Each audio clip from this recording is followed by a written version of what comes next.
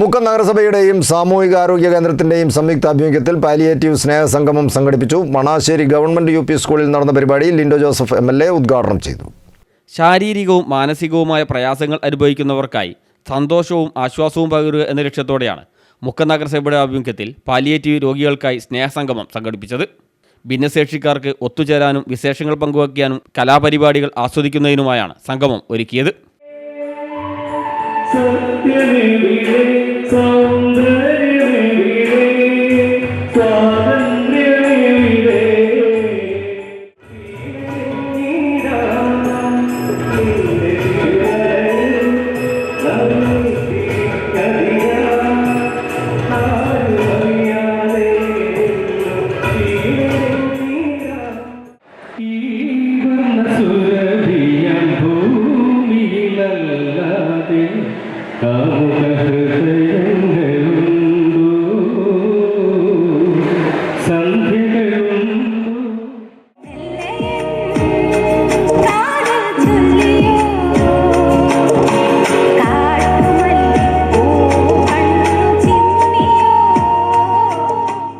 Manassery government U P school ഓഡിറ്റോറിയത്തിൽ നടന്ന പരിപാടി ലിൻഡോ ജോസഫ് MLA ഉദ്ഘാടനം ചെയ്തു. ആവശ്യമുള്ളവരെ സഹായിക്കുക എന്നത് അതുകൊണ്ട് തന്നെയാണ് പല പ്രതിസന്ധികൾ ഉണ്ടാകുന്ന ഘട്ടത്തിലും നമുക്ക് നമ്മുടെ കുറച്ച് കേരളത്തിനെ പിടിച്ചു നിൽക്കാൻ കഴിയും. ഒരുപക്ഷെ ലോകത്തിന് ഏറ്റവും കൂടുതൽ പാലിയേറ്റീവ് കെയറുകൾ പാലിയേറ്റീവ് സെന്ററുകൾ പ്രവർത്തിക്കുന്നത് ഒരുപക്ഷെ കേരളത്തിലായിരിക്കും. മുക്കം നഗരസഭാ ചെയർപേഴ്സൺ അഡ്വക്കേറ്റ് KP ചാന്ദിനി അധ്യക്ഷയായി. മെഡിക്കൽ ഓഫീസർ ഡോക്ടർ EK രൂപ സന്ദേശം നൽകി.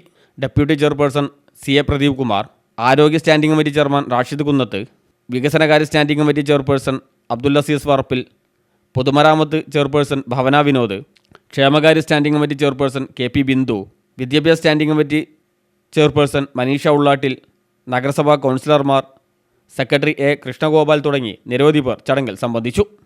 വിവിധ കലാപരിപാടികളും പാലിയേറ്റീവ് രോഗികളുടെ അനുഭവങ്ങൾ പങ്കുവയ്ക്കലും ഗിഫ്റ്റ് വിതരണവും കൊട്ടിക്കലാശവും ഉൾപ്പെടെ വിവിധ പരിപാടികളാണ് നടന്നത്.